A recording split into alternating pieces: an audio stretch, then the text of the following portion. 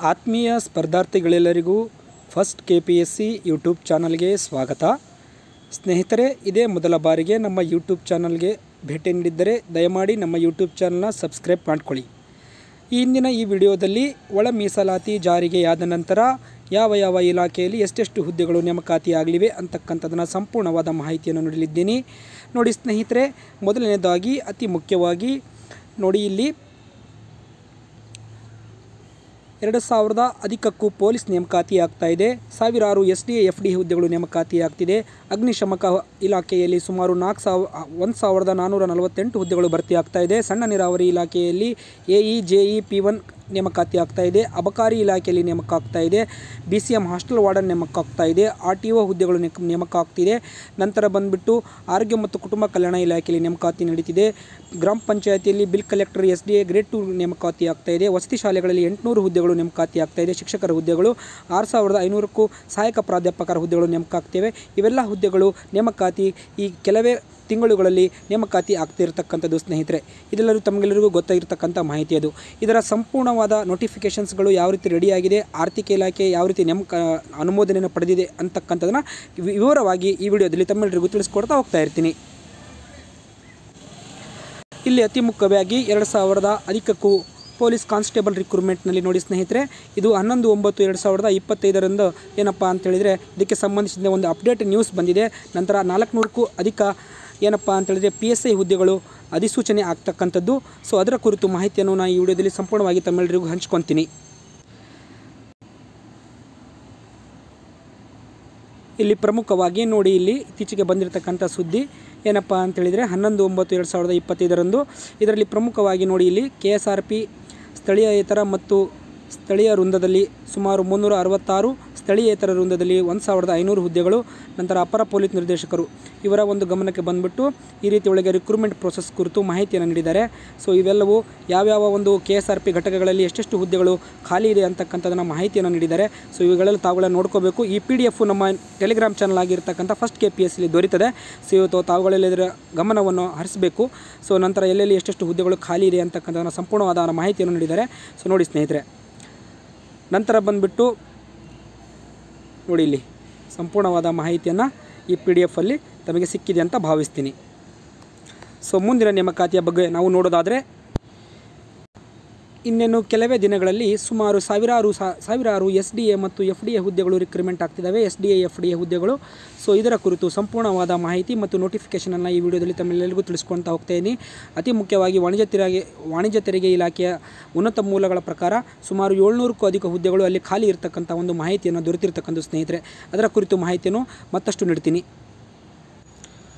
KPSCಯಿಂದ ಈ ಎಲ್ಲ ಹುದ್ದೆಗಳಿಗೆ ಏನಪ್ಪ ಅಂಥೇಳಿದರೆ ಈಗಾಗಲೇ SDA ಮತ್ತು FDA ಹುದ್ದೆಗಳಿಗೆ ಸಂಬಂಧಿಸಿದಂತೆ ಸೊ ಇವೆಲ್ಲವೂ ಟೋಟಲಿ ನೋಟಿಫಿಕೇಷನ್ ಆಗ್ತಕ್ಕಂಥ ಹುದ್ದೆಗಳು ಯಾವ್ಯಾವ ಇಲಾಖೆಗಳಲ್ಲಿ water resource department, ground water, agriculture, ಸಾವಿರಾರು ಹುದ್ದೆಗಳು ಅಂತ ನಾನು ಈಗಾಗಲೇ ಹೇಳಿದ್ದೀನಲ್ಲ. ಸೊ ಇವೆಲ್ಲ ಲೋಕಾಯುಕ್ತ ನೋಡಿ, ಒಳ್ಳೊಳ್ಳೆ ಸೋಷಲ್ ವೆಲ್ಫೇರ್ ಡಿಪಾರ್ಟ್ಮೆಂಟ್ ಅಂತೆ ಎಲ್ಲ ಹುದ್ದೆಗಳು ಸೇರಿ ಸುಮಾರು 1500 ಹುದ್ದೆಗಳು ನೋಟಿಫಿಕೇಷನ್ ಆಗ್ತಾಯಿದೆ ಸ್ನೇಹಿತರೆ.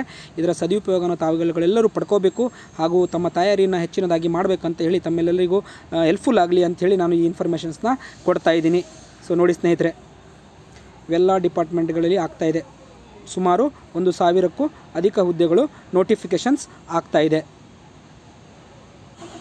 ಈಗಾಗಲೇ ತಮಗೆ ತಿಳಿಸಿದ ಹಾಗೆ ನಾನು ಫಾರೆಸ್ಟ್ ಡಿಪಾರ್ಟ್ಮೆಂಟಲ್ಲಿ ಸುಮಾರು 2024ರಲ್ಲೇ ಅಲ್ಲಿ ಆರ್ಥಿಕ ಇಲಾಖೆ ಅನುಮೋದನೆಯನ್ನು KPSCಗೆ ಪ್ರಸ್ತಾವನೆ ಸಲ್ಲಿಕೆ ಆಗಿದೆ.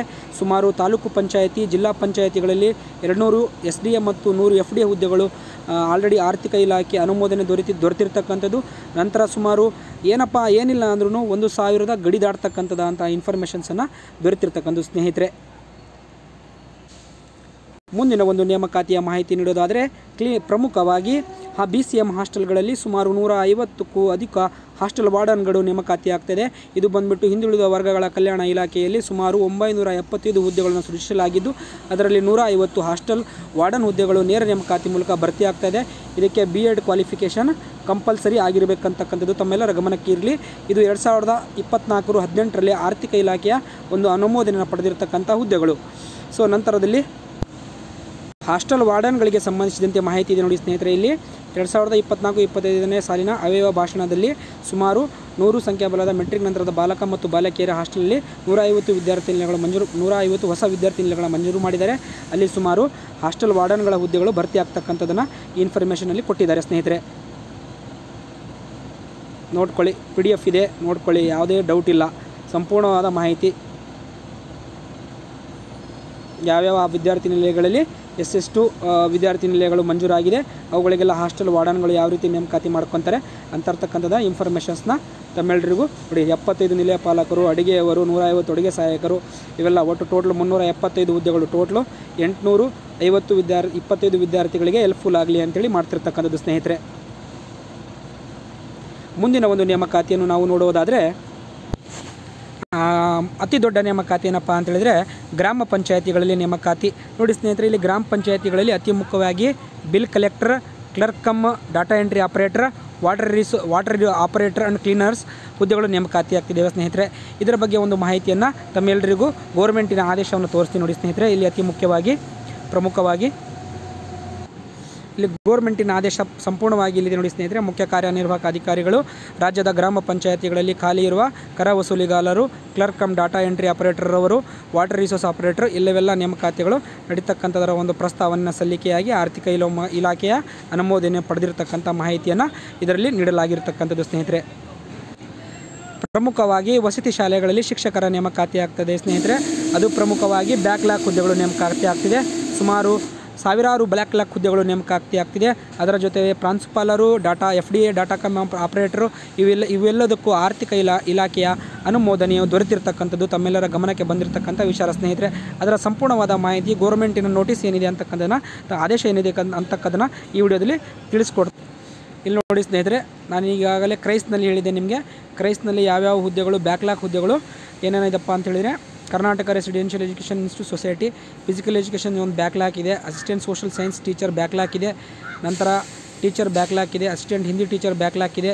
ಇವೆಲ್ಲ ಹುದ್ದೆಗಳು ಬ್ಯಾಕ್ಲಾಗ್ ಹುದ್ದೆಗಳು. ಅದರ ಜೊತೆ ಹೊಸ ನೇಮಕಾತಿಗಳು ನಡೀತದೆ ಸ್ನೇಹಿತರೆ. ಇದೆಲ್ಲರಿಗೂ ತಮ್ಮೆಲ್ಲರಿಗೂ ಯೂಸ್ಫುಲ್ ಆಗುತ್ತೆ, ನೋಡ್ಕೊಳ್ಳಿ ಸ್ನೇಹಿತರೆ.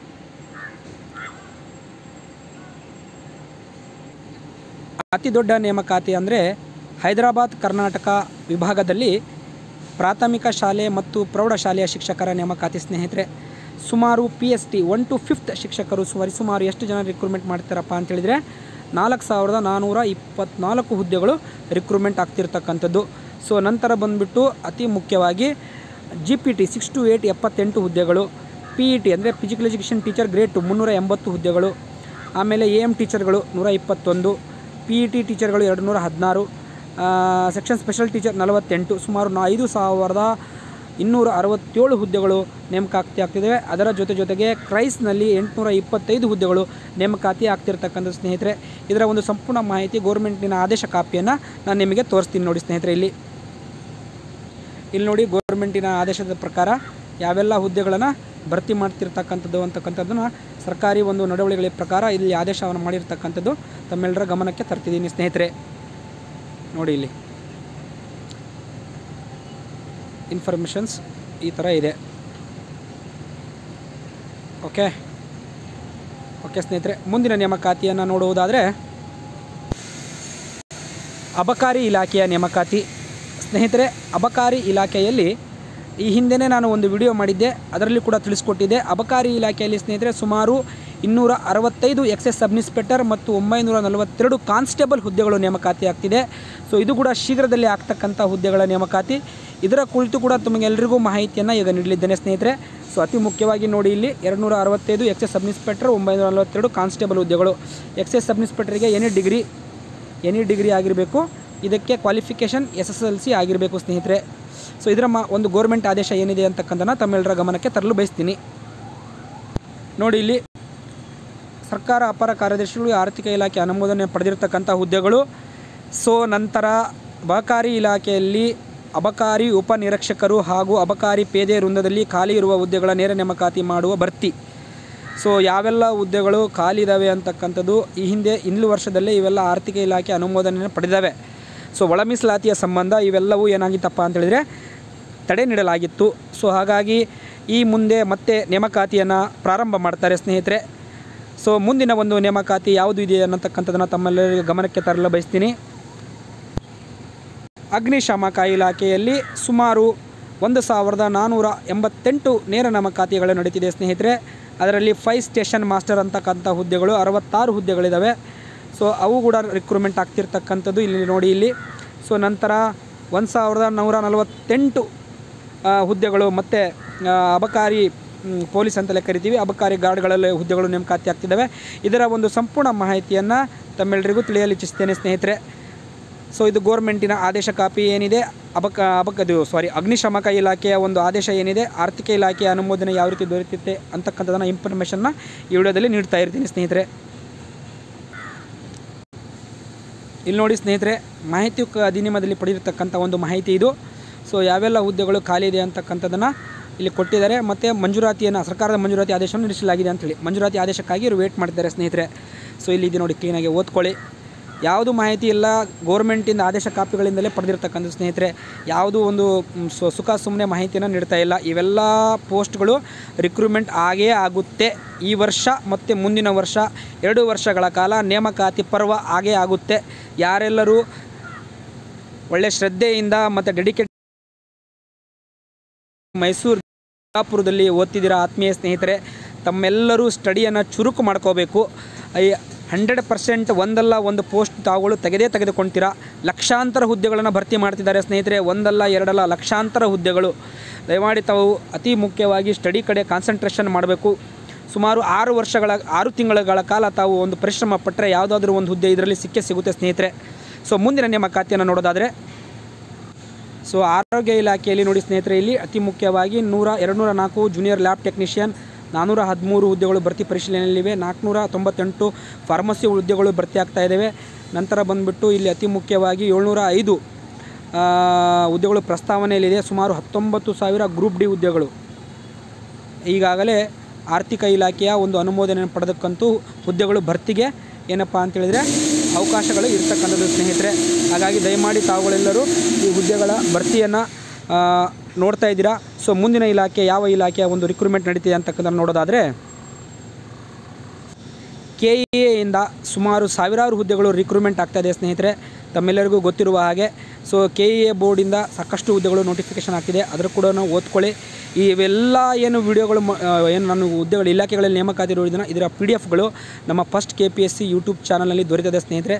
ದಯಮಾಡಿ ನಮ್ಮ ಫಸ್ಟ್ KPSC ಯೂಟ್ಯೂಬ್ ಚಾನಲ್ನ ಸಬ್ಸ್ಕ್ರೈಬ್ ಮಾಡ್ಕೊಳ್ಳಿ. ಹಾಗೆ ನಮ್ಮ ಟೆಲಿಗ್ರಾಮ್ ಚಾನಲ್ಗೆ ಜಾಯ್ನ್ ಆಗಿ ಸ್ನೇಹಿತರೆ. ತಮ್ಮೆಲ್ಲರಿಗೂ ಶುಭವಾಗಲಿ. ತಾವೆಲ್ಲರೂ ಇದೇ ರೀತಿ ಸ್ಟಡಿಯನ್ನು ಕಂಟಿನ್ಯೂಟಿ ಮಾಡಿ, ಯಾವುದೇ ಕಾರಣಕ್ಕೂ ನಿಲ್ಲಿಸಕ್ಕೆ ಹೋಗಬೇಡಿ.